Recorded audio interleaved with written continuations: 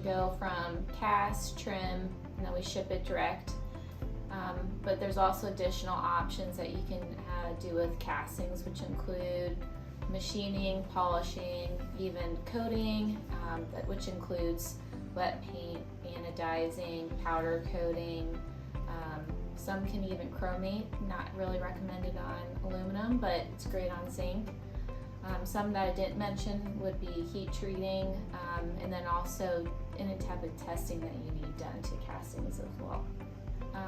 So there's all different types of processes that can happen to aluminum castings as well as zinc.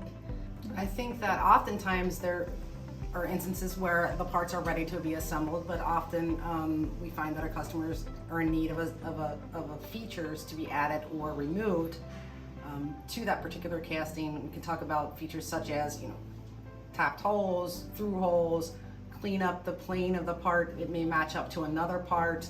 So that's the benefit there. We have we're able to apply a better tolerancing there when we do machine it as a secondary operation. But sometimes there's features that you need to get a casting out of the mold, or the way you need to produce it from the casting perspective, that might not be what fits for a final product. Can you talk a little bit about that? Right. So Batesville Products specifically has a 3-degree draft that's necessary for our parts to eject from our presses.